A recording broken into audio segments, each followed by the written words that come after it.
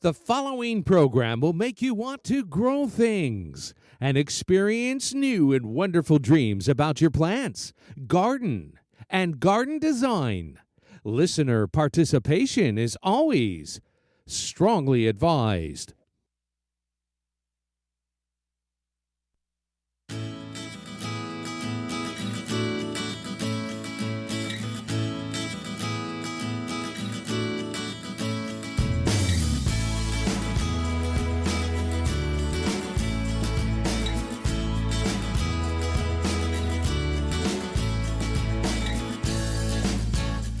Good evening and welcome to Down the Garden Path with your hosts Joanne Shaw and Matthew Dressing, right here on Reality Radio 101.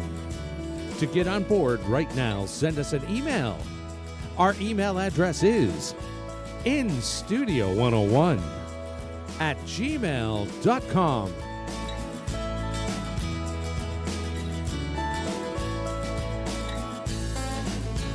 And now, right to your hosts of Down the Garden Path, Joanne Shaw and Matthew Dressing.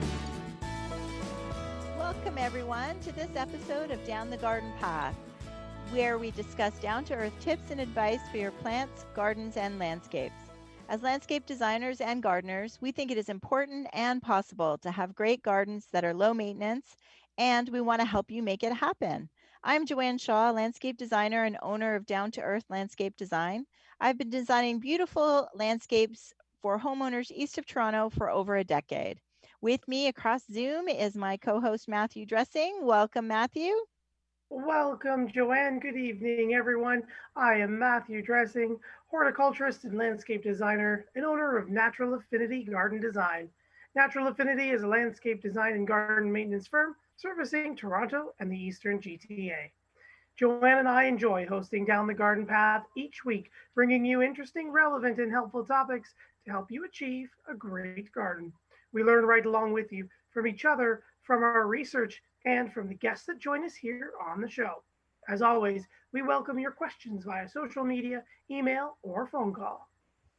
That's right. We want to thank everybody for joining us on the live recording of Down the Garden Path. It's actually the 7th anniversary of Down the Garden Path. And you can also check out, so there's 7 years of shows, everybody. So you can also check out 7 years of past shows of Down the Garden Path. Well, no, I should say that 4 years as a podcast and the rest are on the website. But we want you to check out the podcast. And while you're there, please don't forget to subscribe so that you'll be notified of new content. And it's always great to please like, share, or leave us a comment. Right, Matt? That's right. And I haven't been here for all 7, closer to 4, but congratulations, Joanne, on 7 years of Down the Garden Path here on Reality Radio 101. That's absolutely amazing. Thank you. And I hope if there's any longtime listeners, Gary was kind enough we picked some new intro music.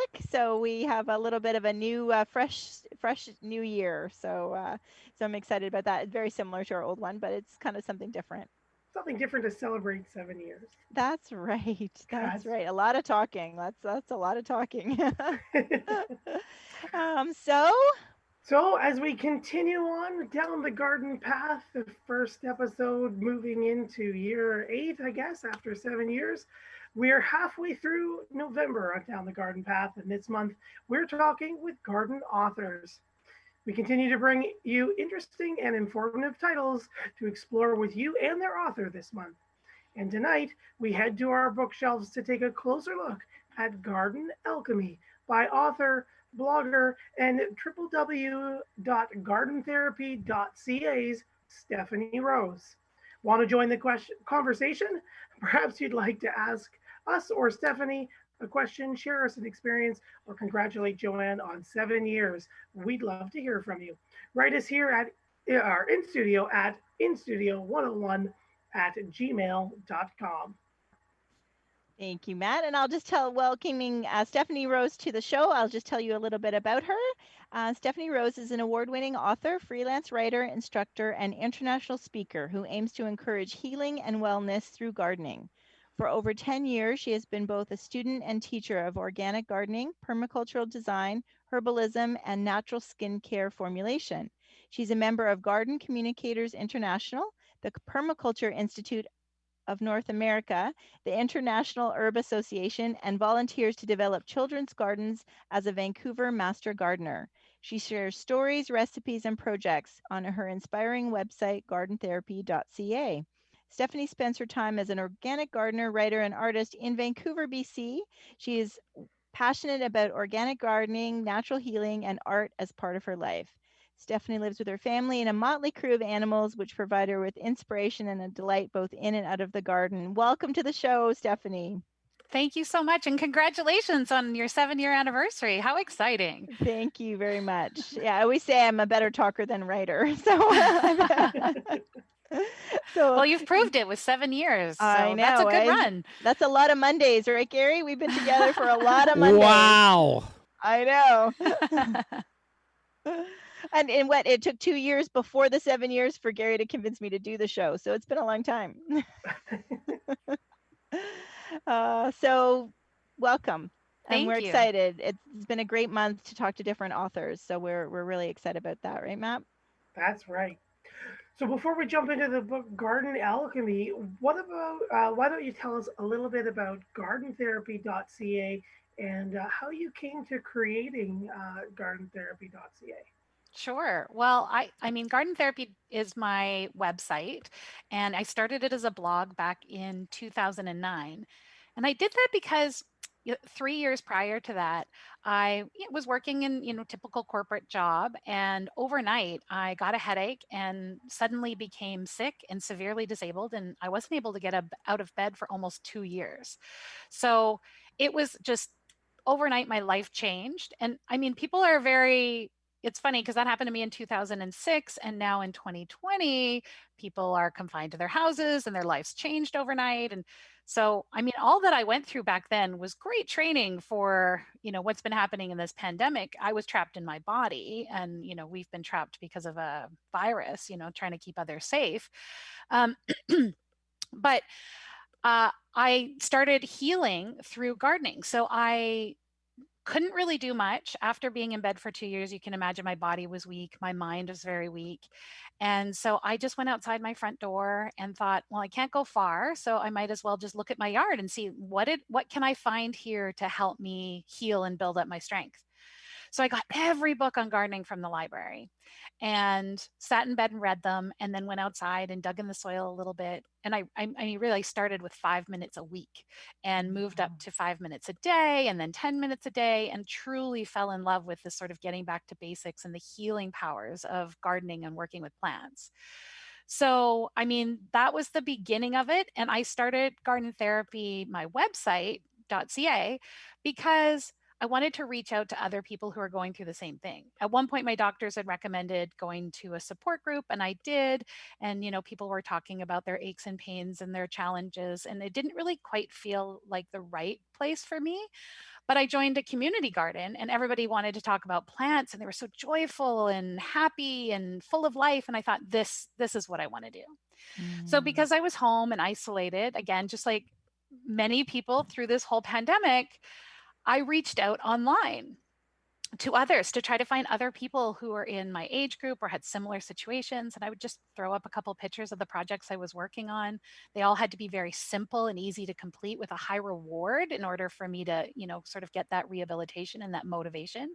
I couldn't grow an espalier tree over 5 years and graft things. I had to start with just a few herbs. And so as I did that, I was testing out different things. I started growing perennials and lots of herbs, every variety of vegetable and fruit that I could possibly put into my tiny urban Vancouver, BC garden, just so I could see how it all worked. And so, like I said, I joined a community garden, and then I joined the Vancouver Master Gardeners. I'm on 11 years now of being a Vancouver Master Gardener.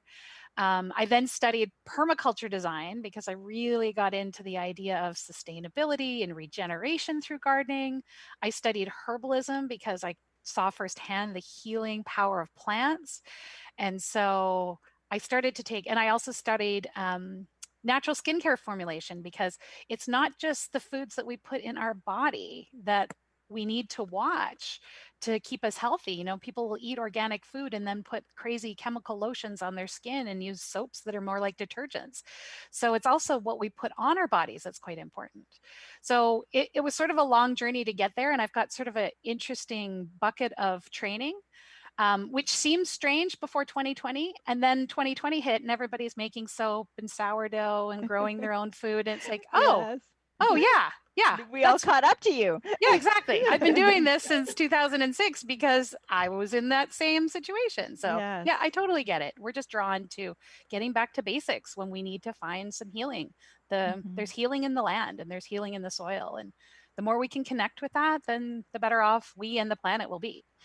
Yeah, that's wonderful. What a story. So you weren't really a gardener at all, like before your illness? Not really. No. I had a yard and I, sort of worked in my corporate job, and I like the idea of maybe putting a few plants in there.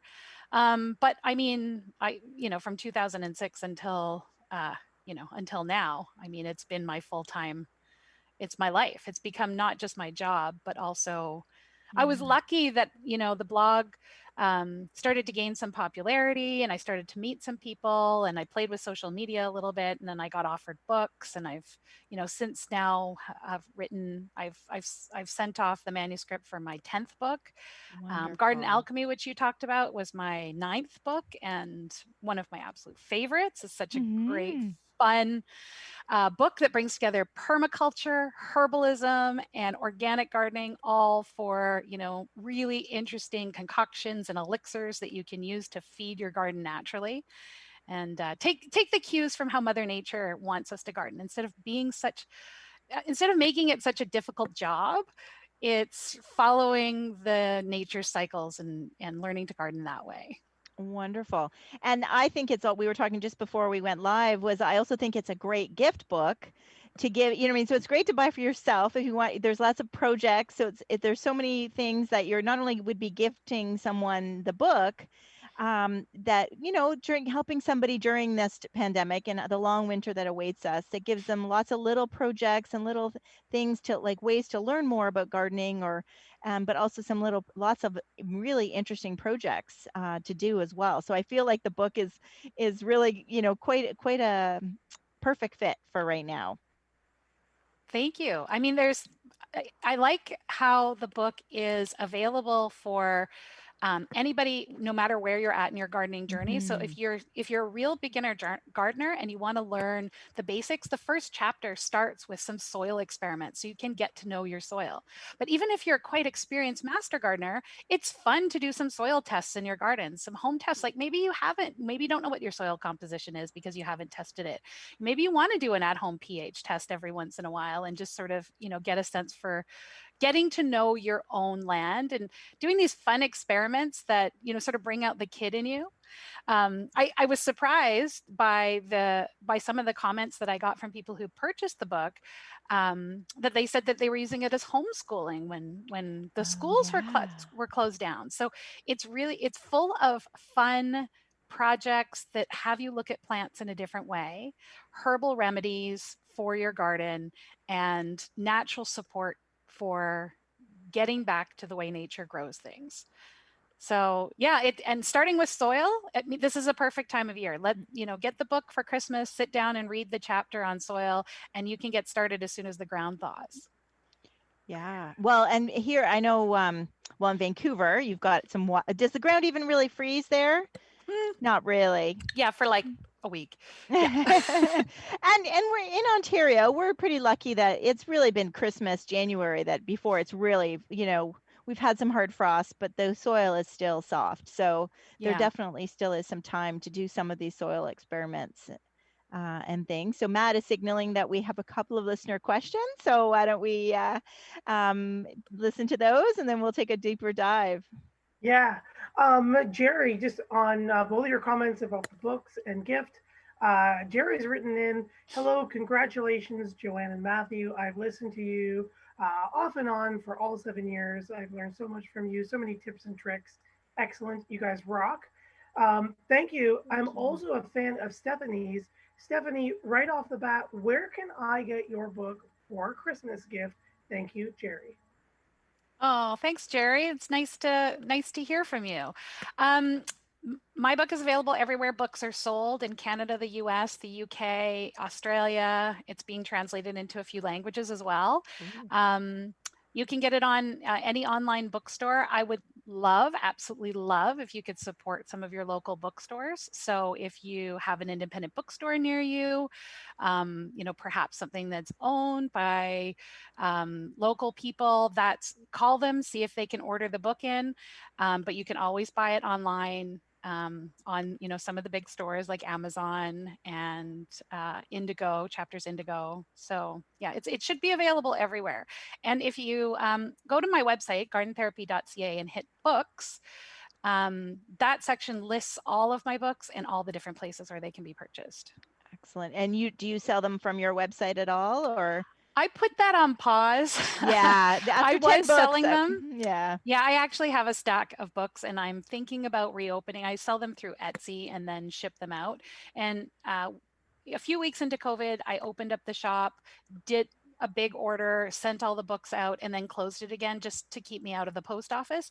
But you know what? It's not a bad idea to do that for the holidays. I think I could open up the shop again this week and, have it open for another couple of weeks and then shut it down after after I get everything shipped out. So So if you open up your Etsy shop and people yes. are listening and they're interested, what are they going to search for you for on Etsy? Is it garden therapy or? Yeah, if they go to Garden Therapy, my website, gardentherapy.ca, and they go to the shop page, it'll show if you can get a signed copy. So I usually take each listing on Etsy, but I list it on my own website. So you can just find the book, and if it says author signed copy, they can just click on that.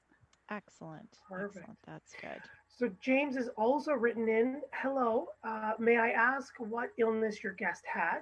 I think that's amazing about gardening to help with an illness. I'm also very interested if she has recipes for food and or cosmetics. Thank you. Hi, James. Thank you so much for your question. I get that question quite a bit. You know what? I don't have an answer. I wish I did. It took, I live in a great place. We're in Canada. I've got great healthcare. And what it's come down to after years of testing was it could have been an insect-borne illness, like a tick-borne illness, but not Lyme. It could have been a virus because it started with a headache and it took me out very quickly, or it could have been a form of chemical poisoning. They're really not sure what it was. Wow. It took me almost 8 years before I was fully functional again, and I still have a couple of little things that I have problems with. But yeah, I had paralysis in my arms and my legs that was intermittent. It was a peripheral neuropathy. So occasionally my arms and legs would just give out and I would fall over or I'd drop things. Mostly I just couldn't get out of bed and most of my systems shut down. So I slept for a couple of years and then rebuild my strength. So I'm lucky to come out of it, whatever it was, but I don't really have an answer. Wow. Yeah. And the second question was, do I have recipes? And absolutely. If you go to my website, there's one link for recipes and there's one for plant-based beauty. So all the cosmetics, I don't really call them cosmetics, as more skincare, because I feel like the products that I make are about supporting your skin and healing it so that it does the job that it's supposed to do, really very much like I do with the garden. So instead of using a soap that, or a detergent that strips everything from your skin and you have to reapply things like lotions to put that moisture back in, I make natural soaps and lotions that help to heal your skin, so use less and less of it over time because your skin just becomes healthy on its own. Wonderful. You can still use soap, to clean up after the garden and get sweaty and stinky. So we need the soap. We do need the soap and germs, like with as far as washing our hands to keep for safe. Sure. Yeah. Right? And I have, a lot of great natural recipes as well for things like hand wash, liquid hand wash, foaming hand wash, hand sanitizer, an alcohol-based one that has 70% alcohol. So it's, it follows all the recommendations for killing viruses. So lots of things like that you'll find in the plant-based beauty section of the website. And I have also 2 books on it that you'll see in the bookstore that outline these recipes a little bit more. Okay, excellent. So much information and cool products. You guys have to be, if you're not already there while you're listening, at gardentherapy.ca. We are here, though, we're going to talk about a bit more about garden alchemy. So this was, you were saying, your 8th book? This was gardening? ninth. Yeah. Ninth book. My apologies. Your ninth book. So, what was after 9 books? What was the or 8 books? What was the inspiration behind um, Garden Alchemy? Well, each book has developed a little bit. I mean, my first book was called Garden Made, and it was about crafts that you can make from the garden for every season. And that was really about my healing process. I had to make the projects were very accessible and easy and high reward. And that helped me with my healing journey, right? So I would make a wreath and it would take me an hour, but I would get out and smell the fresh air and hang that up. And the value of healing for that was very, very high for low effort. And that's what Garden Made was. And then I've, wrote a few more books throughout sharing different recipes and craft projects and things.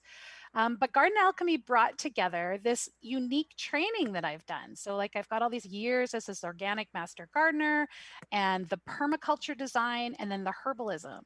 And so it's taking that healing nature, the plants as medicine and plants as teachers, and bringing them together into a book for the home gardener. So, I mean, it's not one of those books, people do expect it sometimes to be a bit woo woo for them. Like it's out there, but it is science based. And I've spent the time making sure and checking with some pretty amazing experts. I've had somebody like Mark Hyland, who's a soil scientist. He's given it his thumbs up and some great reviews from the soil science perspective. And I've got Rosemary Gladstar, who's the grandmother of modern herbalism, who said, she's been gardening for her whole life, and she learned lots from the book as well. Because typically when we look at herbs, we're talking about medicine for our bodies, and typically when we're looking at permaculture, we're looking at building systems. And so this was just a way of taking all those ideas and bringing it into something that's easy and accessible and teaches people the really how to get back to nature. It's like that planting seeds. We don't have to put in crops and then like build a bed, put in brand new soil, put in crops, fertilize, harvest the whole thing, dig out the soil and fix it for the next year. Instead, we can build these systems that regenerate themselves. So we're doing a lot less work, we're paying a lot less money, and we're using the things that we already have, like weeds, like comfrey in your garden and dandelion. I mean, dandelions they have these great long tap roots, right? The tap root digs down into the soil, mines for those deep minerals and pulls them up. So every time we pull up those dandelions, we're causing the soil more damage because we're not allowing those deep minerals to come up to the top where the plant roots can access them better.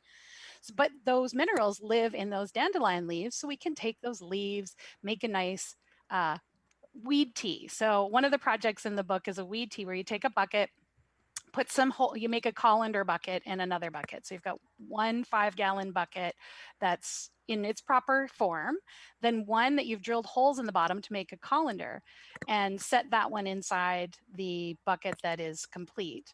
Fill it up with the weeds that you're picking out of your garden. Keep the seed heads out of there, but just the, various leaves and stems and things like that. Nothing with disease or pests on it. Fill it up with water, let it sit in the garden for 72 hours, then strain out the weeds and use that to water your garden. You're like pulling out some of those minerals and adding it back into the garden. And then all the leaves and material that you've pulled out, you can throw that in your compost bin. There's a whole chapter on compost because, I mean, this is garden gold. All of us gardeners know. And every time at this time of the year, when you see everybody sending all their leaves away, you're just like, oh, why are you getting rid of that wonderful food for your garden and then buying soil the next year, Or buying mulch and buying, all the stuff, that we get those questions, right? People are like, well, what should I put on? I'm like, the leaves you just took off. Oh, exactly. No, I know. And I did a couple of talks at the beginning of the year. Before COVID, I was on my book tour and I did a couple of talks, and I had gardeners coming up to me and say, like, I've been gardening for 30 years and you've made me think about things in a totally different way. And it's because, this is what the forest does, right? The forest drops leaves and leaves them in place, and it mulches itself, and it's got that beautiful spongy aromatic soil that's so rich and nutritious.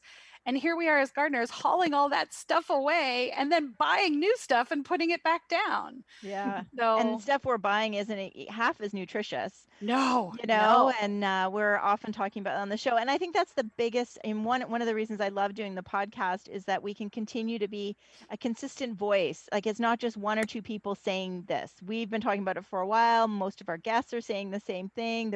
We've even our month of October was on climate. We kind of focused on climate, and that, you know, led us to those, you know, the importance of the soil as a carbon sink, and all the things. The less we disturb it, the less we till it, the better it is for the whole environment, not just our gardens. So I think it's just time and time again, just seeing our collective voice, that we all agree. You know what I mean? Like we're all saying the same thing, and we're starting to see people get it. You know, Yes. there's still people that don't, and you know, if you're in, you know, you listen to talking to different people and different clients of mine, and even my neighbors, like everybody. There was one Saturday where I came home. I think it was like the day before our leaf collection day, and I think everybody vacuumed their leaves. Like I came home and I'm like, and like I'm in a typical Oh, suburban neighborhood, and our house, the corner house, was covered in leaves. Like my husband and we not only weren't going to, but we did not have time to. Whereas I don't know where everybody else got that free time to, like, there was not a leaf anywhere else in the neighborhood. And I'm like, what is going on with people? yeah. You know, it's okay to leave the leaves, you know? So yeah, Yeah. it's going to take a little while, but we all have to keep repeating the message. Yeah. Well, I mean, I've gotten a little bit even crazy about it too, because I swept the leaves off of my sidewalks, right? Just so that it wasn't slippery as they started to decompose. And I was having a hard time with it, thinking about like, oh, how many creatures are living here? How much Mhm. habitat am I removing? So I like gently swept it up and then gently put it in the garden bed as close to where I swept it up as possible. And I'm like, I think I'm going a little crazy. I could put some of it in the compost bin and not, overdo it. Yeah. But, I've got like a good couple inches of leaves now on all my garden beds. And it's just, I know it's going to be amazing by spring. Everything's so rich and nutritious and lots of great insects overwintering in there, So That yeah, is wonderful. and this year I planted a clover lawn, which, Ooh. well, I've been switching over to a clover lawn slowly for years, and Okay. I mowed 5 times this year and the clover lawn was just green and lush and beautiful the whole summer. I mean, I don't understand why anybody plants grass when you can put clover in your lawn, because it is absolutely fantastic. Now, I started with a 2% clover mix, and now I'm just like, take over, clover. I love you. Okay. Yeah. Okay. Yeah, So good absolutely. success, like any patchiness or like No. any of the same issues that we get with lawns? No, not No. at all. It's so lush, it's so slow growing. It only gets to a certain height. You kind of have to accept that it's not going to be like a golf course. You can't really, putt a golf ball. Hmm. Okay, I'm not a golfer, clearly, but you can't move a golf ball around it very easily. It's a little bit longer, and you're kind of walking through it. Like your pets, cats and dogs and stuff might be up to their tummies in it. And you get blooms, right? Of course, you get blooms, so it's all this food for bees, and there's all pollinators around. So you just have to sort of see it a little bit differently. But you Mm. rarely mow. It's green and lush. The root system is really healthy, and allowing all that, when you do mow, allowing all that plant material to just stay in place, it it's doing the same thing as it's doing in the forest. It's mulching, it's, keeping the roots protected and feeding them all at the same time. So yeah, I mowed 5 times in Wow. the So whole when you summer. It was mow, like what amazing. are you just seeing now, stems, or like what are we I'm intrigued by that. Yeah, so yeah, I would let it go to flower as much as I could, but as it started to get probably about, I'm like over 12 inches tall, then I would head out with the mower and just go over it, and it would cut the stems down, and they would do what, everything does when you cut it down like that, is it would rebloom. So it was stimulating the blooms, it was making the root system stronger.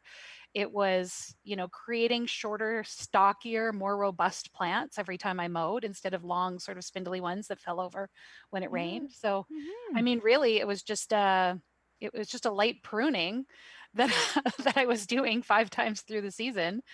And yeah, it made for a really, I mean, right now the lawn, usually at this time of year, I'll find that the lawn with grass starts to get a couple of muddy spots that get, because I'm in the West Coast, it rains all the time. It doesn't Yeah. freeze. And so we get a lot of really mucky spots. It's not doing that this year because I've got strong, Mm. deep root systems for that clover that are just, allowing the drainage, allowing the water to flow through, and, not having the same issues that you have with grass. Wonderful. And any watering, did you have to water like you No, normally do with a lawn? So yeah, no, I no, never water. I mean, I do live in a rainforest, but right. we do Yes. have drought conditions in the summer Yeah. typically. Mhm. But no, I never water my lawn. So I usually let the lawn go brown. Even if you do have grass, I highly recommend letting the lawn go brown in the summer because, I mean, it needs to, right? It's protecting the plants. Mhm. Each plant is protecting itself from heat by going dormant. And so it's not, the grass isn't dying, it's just going dormant. The energy is going down to below the soil to be safe for the summer months. So let it go brown. And when it's safe again, the plants will grow again. And again, it's just thinking about how the plant would be healthiest, not, how to have the greenest lawn on the block, but how to Mhm. have the healthiest lawn on the block. Yes. Yes. Yeah. If No, you're going to have a lawn, exactly. and I have a very small lawn because obviously I have a lot of plants in my garden, but I'm really enjoying the clover lawn. I think it's really fun to have this little mini meadow growing. Oh, that's And wonderful. so, for the listeners who may want to try a clover lawn, do you have a particular species that you're working with that you've planted out your lawn? Yeah, well, I started with the micro clover that they usually sell in lawn mixes. So Okay. it's a smaller version of the clover. I believe that, the regular native clover has moved in as well. And some of the micro clovers do grow a bit big if you let them grow. But the more you mow, the smaller the leaves are. So it's, again, it's just maintaining that mix. Like I said, I bought a grass mix from our local garden center called Garden Works, and they make their own. It's got 2% micro clover in it, and started spreading that a few years ago, and stopped spreading it and started just letting the clover take over. And so even with that 2%, it's now probably 80% clover. Hmm. That Yeah, is which is, really I mean, good. it's happy, right? So that's the Yep. thing. It might not be happy in everybody's yard. It might not be happy in everybody's condition. In my particular garden, in my particular lawn, the clover is so happy that, Yeah. I'm not fighting against something like grass that doesn't want to grow there and is Mhm. constant work for me. I now just don't do anything, and it looks great Okay. and it's green. That's good. Yeah. Yeah. Yeah. No, Well, and that's perfect. really what Garden Alchemy is about. Like I've got it set up in the different chapters where we've got a whole wildlife section at the end. I put in, a whole bunch of ways to support pollinators and to bring in beneficial insects so that you're not doing all the work yourself. I mean, the worst thing you can do is spend your whole summer running around chasing after pests when you could just invite them into your garden by, setting up, for example, an aphid nursery. Set up a small area that attracts aphids away from your prized plants, and allow the population to grow enough of the pest insects to bring in enough predators to control the population for you. So there's like uncomfortable area where people get a little like, I got a lot of aphids, I don't know what to do about it. And you just relax. Let nature take its course. Let enough aphids come in that the predators come. And as soon as that happens, then you can just sit back and, sip tea and enjoy the garden while this free labor goes and eats all of your aphids for you. Yeah, and it's a circle of life. Yeah, so that's Exactly. great. I was like frantically scrolling through the book to kind of get to that section. So Oh yeah, sorry. and That's the last chapter. The last yes, chapter is called "The Birds, Bees, and Bugs." that's right. And you've got a herbal pest deterrent spray as well. Yes. And I could that be do. used for indoor plants? Yes, you can use it for indoor plants as well. So Okay, the idea behind the herbal pest deterrent, again, is it's not a pesticide. I don't use right. pesticides. I try not to kill things. Anytime you're killing indiscriminately. So you're killing everybody equally, even your beneficials. Mm-hmm. But there's some insects that don't like certain herbs or certain smells or certain plants. And so you can blend up those herbs. And I've got a whole list of them. So there's, Mm-hmm. it lists off all the different plants and what pests it's meant to deter. And so you would do a typical deterrent spray with garlic and cayenne, and then add some of those herbs specific to the pests that you want to repel, and then spray that on your plants. So a little dash of soap in there as well. So, I mean, it's a very easy way to help the population not, drive you too crazy while you're waiting for those beneficials to come in and do the job. Yeah, no, I think that's great. And for all of our listeners, I'm just looking at the chart right now. There's actually 2 that will help you get rid of your Japanese beetles. Ooh. So that tends to be a hot topic. There's some really good insects to repel. Yeah, so that's great. And I think that's wonderful to incorporate something like that. And there's a lot of books that talk about different things as far as attracting birds and bees and butterflies, but I think having a book that talks about the herbal pest deterrent, and the aphid nursery, that's kind of very cute. Yeah, Like not cute, and like it's nice that we use the word nursery, but nobody wants aphids in their garden, right? Yeah, yeah, but you kind of do want aphids in your garden, because if you have aphids in your garden, they have food for your beneficials, and so That's right. I mean, you really want those predatory insects, and if you don't have food for them, they're not going to come. Mhm. So, I mean, I see the aphids, I thank them, and I put them in a place where they're not going to sort of mow down the things I don't want them to mow down. Right. And let them do the job. I remember, like, our street trees, you don't have any control in the city over your street trees. And, we have linden out front, and it gets full of aphids, and they drop honeydew all over the cars, and everybody is upset about their sticky cars, right? Because of all the Mhm. honeydew from the aphids. And so somebody on the street complained about it, and the city came by and sprayed them. And I was just so disappointed, because you could see how many ladybugs had moved in and started, like, the whole thing was covered in ladybug larvae. And like, the next year they didn't spray, but the ladybugs survived it, which was really good. And so we had still a lot of aphids last year, but this year the aphids, or the ladybugs, had taken care of the problem almost completely. Oh, And so wonderful. the spraying didn't really do much to deter the aphids, but the ladybugs did. So Yeah. thankfully, whatever they sprayed with, I think it was a safer soap. They didn't harm the ladybugs.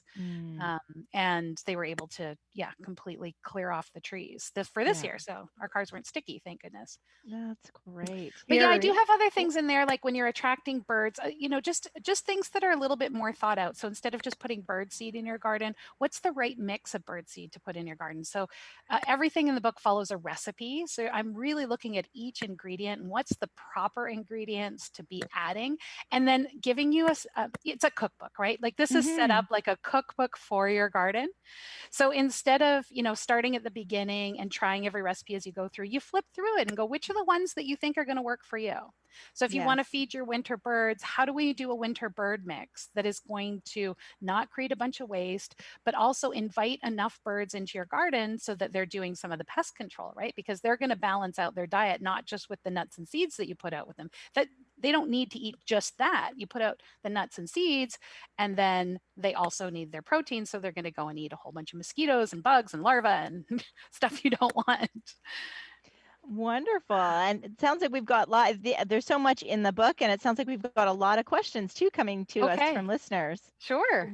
We do.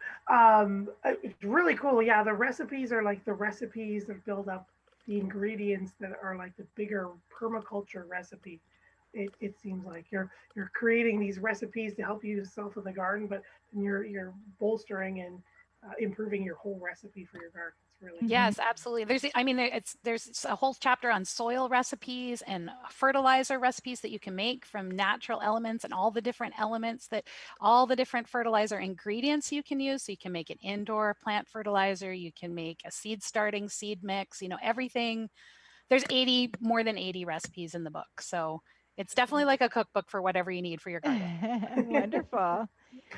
Before I get to the questions, Gary, if you were listening to Stephanie as she talked about the aphids and the ladybugs, that's what's happening on your linden just outside at the end of your yard as well. You're talking to me, Matt? Yes. What? Yeah, I don't know if you caught what Stephanie was saying. I did. But what did you say was on my property, you're saying? Everything that Stephanie had going on that she was talking about her street trees is happening with your street tree as well. Ah. How do you know that? Your driveway into the left. How do you know that? Because I park underneath it, and I've noticed that a number of now. Okay. Thank you for that. Hard not to notice it. Yeah. Yeah, sure. but it was strange because I haven't seen Matt in person since January, right? I think it was January, March. Well, beginning of March, but yeah, beginning of March. Yeah. So So how about our listeners, Matt? Jumping into some questions and some comments, we've got John who's written in 7 years. Wow, congratulations! Now you guys are going to write a book? Question mark. Your guest is an inspiration for people with illness and need a fantastic outlet for therapy. Thank you for having her on the show, John. Thank you, John. Thank you, John. That's very kind of you to say. Joyce writes in, congratulations, Joanne and Matt, for 7 years on the air. Fantastic. Thanks for everything you've taught me throughout the years. You cannot put a price on that. Also, your guest tonight sounds very interesting. I am very interested in homemade natural things for our body. Great topic tonight. Thank you. And that was from Joyce. Well, can I tell Joyce, and I think we're going to talk about this a little bit later, but I'm also doing a free webinar this week on Wednesday. Mm-hmm. So on Wednesday, November 18th at 10 o'clock Pacific time in the morning, I'm doing one of my talks that I did at the garden shows called natural skin care from the apothecary's garden. So it's about all the herbs that you would have normally growing in your garden and how you can use them in skincare applications. So looking at rosemary and mint, rose, calendula, chamomile, all in a different way, and seeing how, not just we would use them as teas or as culinary spices, but how you can use them in your skincare. So I'll be talking about that on Wednesday. It's going to be live streamed on Zoom. And I think you guys will have some links for how to sign up for it, right? Perfect. If you're on Instagram, I've got a story up right now that links to it. If you're on Facebook, you can go to the Garden Therapy Facebook page. And you can see that there's a post there for where you can reserve your spot in the free webinar. So hopefully people will want to join in on that, because that was sort of my get back to fall, offering. I wanted to throw something out there for COVID and do this webinar so that people could really just see herbs in a different way. Wonderful. Will there be a recorded link somewhere afterwards, or you just wanted the live people?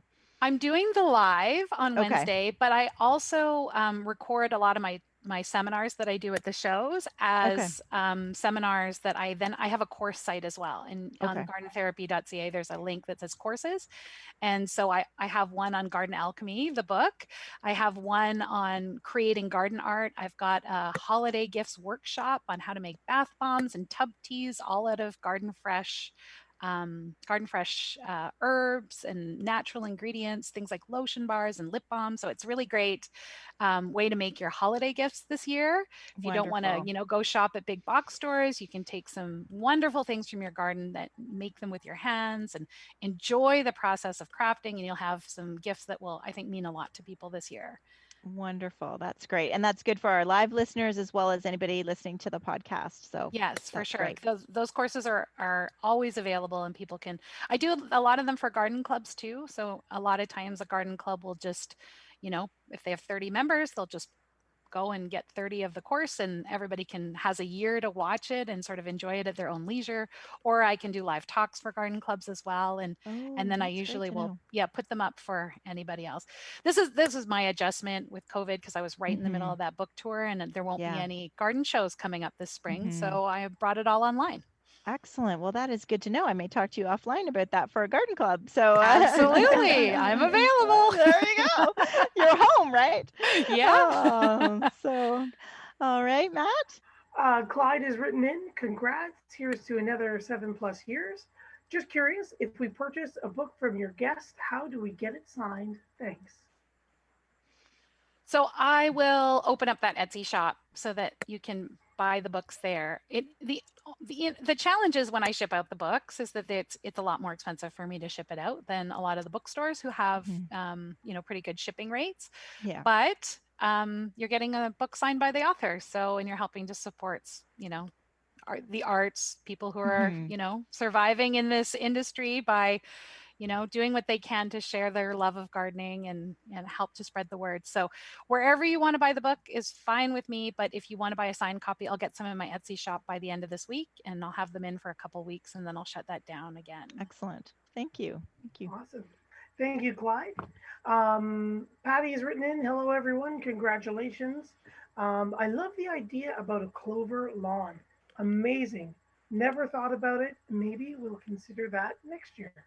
From Excellent. Patty. I highly recommend it. I love my clover lawn. Shaw writes in, howdy, congrats. Love the show tonight from Louisville, Kentucky. Stay healthy. Thank you. Well, thank you, Shaw, for writing in. And then Sue has written in also, hi all, to Joanne and Matthew, congratulations. And to Stephanie, we love you and your work. Could you please cure COVID? Thank you. Well, that's a lot. No pressure. No pressure. Yeah, no pressure. Yeah, I mean, I definitely can't do that, but I mean, everything that I'm doing about us trying to find that path closer to the earth and closer to the way Mother Nature does things and closer to the way the earth that supports the earth and doesn't sort of take away from her and gives back. All of this, I think, is good for us overall. We'll find a lot of healing just by being in touch with plants and living better with them. Mm-hmm.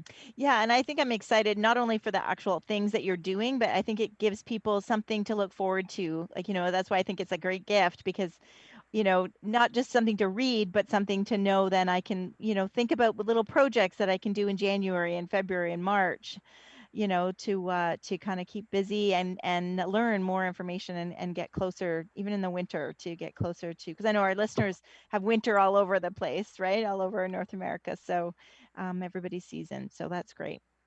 It's such a perfect time for this as well. I mean, Mm-hmm. There was so many new gardeners this year. So yay, welcome everybody. Like we're so happy that you're joining us. Yes. But all these new gardeners that started, I mean, I watched it. I'm sure we all watched it. And we watched, they got so excited and they bought everything. They planted everything at the exact same time. And then everything came into and it was all food gardens. So everything was ready at the same time. So they had like 7 pounds of beets and a ton of kale and like a gazillion carrots. And then their garden was empty. And so I think there was I've read some articles about, a little bit of like, gardening fatigue where they worked really hard. They got really excited. They sort of, maybe did a little bit too much and didn't plan it out. This is the perfect time to sit and plan and sort of think it through. Now that you've got a year under your belt of doing it that way, why not think about some different ways of doing it? And that's part of, how I put together this book is the idea of making it so much easier on yourself. Like, how can you find I don't weed, I don't water, I'm not out there pruning or like fighting pests or disease. My garden is just a beautiful wild space.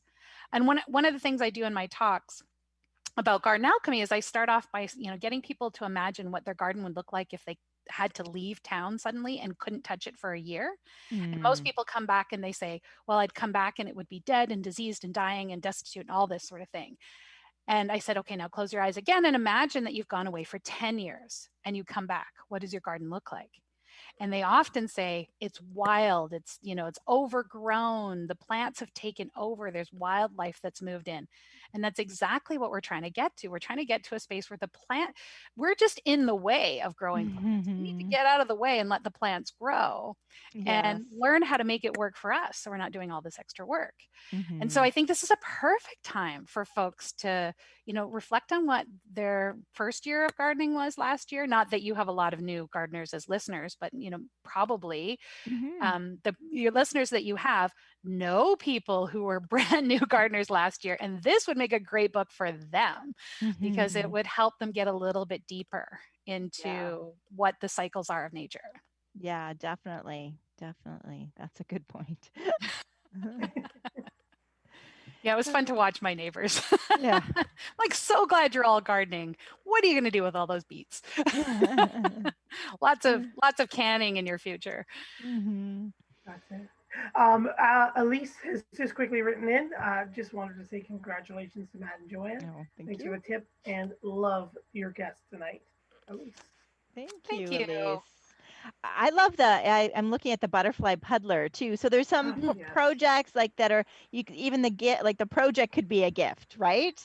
Yes, You that's a great know? idea. I didn't really think Yeah. about that. Yeah, Yeah. so the So I butterfly puddler comes with a recipe, right? So it is technically a recipe, except you have to build the puddler as well, which is an overturned pot with a tray on it. And then you're adding in compost and sand in a mix with a little bit of water and some stones for the butterflies to stand on. Because butterflies like that minerally water, right? They want muddy water to drink out of. They don't want clear water. So you're creating something for them to get their minerals in the garden. And it's really fun to watch those.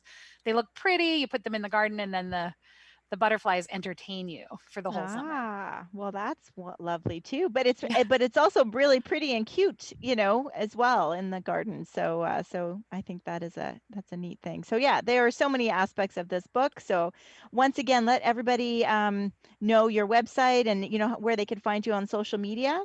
Sure. Yeah. I'm garden therapy everywhere. You can just Google garden therapy. You can Google garden therapy Stephanie. Garden therapy should be the first website that comes up. And on there is all my social media links. So I'm on Excellent. Twitter, Pinterest, Facebook, Instagram, YouTube, the whole shebang. All the links are there. And my email is there, my courses are there, all my books are there. So it's a really big website. I've been doing it since 2009. I've got over 1,200 projects and recipes on the site. So there's a search bar. I generally tell people that's the easiest way. If they're looking for Mm. something on strawberries, just put strawberries in there. If you put, dragonflies or blackberries or whatever, you're going to find a few articles. I think I wrote at one point you can even put in Highland cow because I had a picture of a Highland cow that came up, but I took that off because too many people were searching for Highland cows because it was just to test you. yeah, just Yeah. to test me. Exactly. But it's usually a good place to start is to start in that search bar. But there's also a little virtual tour that sort of goes through all the categories, whether you're looking for food gardening or ornamental gardening or herb gardening. I do a lot of like profiles on herbs that go quite deep. So, I'll look at hops and how to grow them, but then the beneficial properties of hops and how you can use them and the projects you can make with them. So it's not just like planting hops in your garden, which are gorgeous, like just beautiful and smell great, but they're also really wonderful herb to help support sleep and help calm you. It's really good in calming infused oil for your skincare. Mm. So there's so much that you can use hops for, and yet it's gorgeous ornamental, and it's not just beer, right? Yeah. You can make beer if you want to. I don't have any Yeah. problems with that, but Yeah. there's, like it's just looking at these herbs in a different way. So I've got really long articles that sort of dive deep into some of the herbs. I think we have one coming out next week on pine needles too, which will be fun. Ooh. Oh, that's good. Yeah. And I did want to give a shout out that you have recipes for making soils as well as fertilizers. So I think that's a Yes. great thing because I think Yes. I think that's where we can really involve kids and inspire kids too, because they're safer and yeah, I think that's people are always, we get often asked questions about fertilizers and soils on the show, and so to Yes. have recipes where you could actually make it yourself. You can even give soil. I'm looking at the annual flower boost recipe. You could kind of give those as jars away as gifts too. Like there's so That's such much. a great idea. Oh my goodness. You've got brilliant Stephanie. ideas, I Joanne. know. I can just keep going, right? But I just think that though. it is a really good idea, Yeah. Um, So yeah, I took all natural organic ingredients to make. So I talk a lot about the synthetic fertilizers and natural fertilizers and what the benefits are of using mhm. natural fertilizers. And so how to blend your own blends and how to test your blends. So that's in there. But then with the soil recipes, my soil recipes are all peat free. So I've got a peat free alternative mix that you can make. And then you can make peat free potting soil. You can make vegetable bed soil, you can make seed starting mix, you can make indoor plant soil. There's all sorts of recipes and again, we look at each individual ingredient and I list, like for example, coconut coir, I talk about the benefits of it, and also the fact that you're using it as a peat alternative, but it's coming from a long distance and it comes with its own issues because they have to wash it and there could be worker health. So there's background, and it's a very meaty book because there might be a recipe for a peat-free soil mix, but then there's a lot of explanation as to how I got there and how you can make your own decisions based on what your value system is. Yeah. And I think we're all learning more and more about the impacts of those decisions we make and the impact in the world, and peat free is great, but again, if the core comes with other issues, then that is something to think about and be aware of. I think just educating people, and the more we can inform, the more people can make those decisions. Totally. I think everybody should just make the best choice for them. But if they have the information, then they can make the best choice consciously and, feel really confident that they're doing what fits with their value system. No judgment. That's right. No judgment. That's great. As we reach the last 5 minutes of our show, I'm sure everyone could agree we could continue to talk about the book and all the cool things inside of it. But I have 2 listener questions. Ben just quickly writes in, "Hi, congrats. I can't wait to buy Steph's book right after your show, !" And Angela's written in, "Hello, a silly question, but a sincere one. Is Stephanie's last name her real last name?" I think it's incredible that she is into all this horticultural stuff and that her last name is Rose. God does work in mysterious ways. Oh my goodness. So I wasn't born with that name, but I did marry it. So there you go. So that was my married name for the years that I was married, and I kept it now that I'm single again. So it's just one of how could you give that up, right? Well, and I had it for 20 years. So it's definitely something that I identify with more so than my name previously. But you know what? I get that question all the time. So it's not an unusual question. Some people think that maybe it's a pen name, but no, I'm really Stephanie Rose. And I used to live on Garden Street. That was a funny one. When we were the Roses that lived on Garden, that was a bit much. We had to move because it was just it's just too perfect. Yeah. Oh, that's great. Well, thank you so much. Big shout out again, everybody, to Stephanie Rose's Garden Alchemy. Yes. And we're really thankful that we were able to promote and talk about do a little deeper dive in your show for our author month here on Down the Garden Path. So thank you so much for joining us here.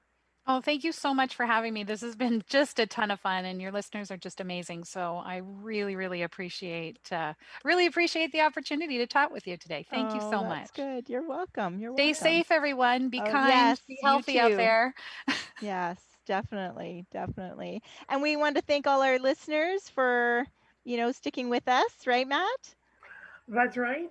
Tonight, Jerry, James, John, Joyce, Clyde, Patty, Shaw, Sue, Ben, Angela, and leaving Liam till the last, saying to the absolute best gardening show on the planet, congratulations. Where can I send the gift? Haha. Continue to do well and stay healthy. Thanks for the advice and the great guests. Thank you. Well. Thank you very much, Liam. And you can always reach out to Matt and I. My website is downtoearth.ca with the number 2. So you can find my social media there, all the past shows. And on the podcast page, if you go to the bottom right, there's the radio shows, because there's like 3 years before we turned it into a podcast of old content there, but lots of great shows and guests there as well. So there's lots of information on the show, and people can reach out to you, Matt. Yes, at naturalAffinityDesigns.ca, and all my social media links and everything there is there as well. That's right. And next week on the show, we have another author joining us. That's right. Daryl Byers is going to join us on the show, and we are going to talk his new book, The New Gardener's Handbook. So that should be a good show as well. Excellent. Sorry to put you on the spot there. You had to really remember who we were talking to. Keep the flow and remember who. Yeah, definitely. Oh. Excellent. So I guess thanks again to everybody. Thank you again, Stephanie, for joining us here on the show. And congratulations again, Joanne, on 7 years here hosting Down the Garden Path podcast on Reality Radio 101.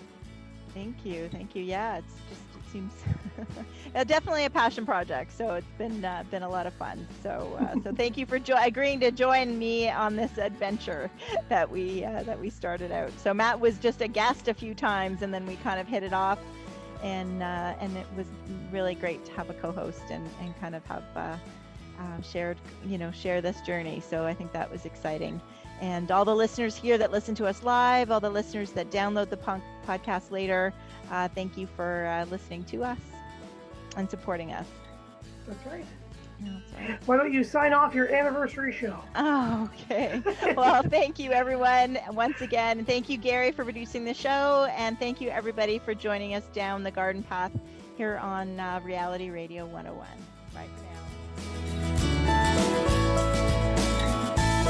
Thank you for listening to Down the Garden Path with your hosts Joanne Shaw and Matthew Dressing, right here on Reality Radio 101.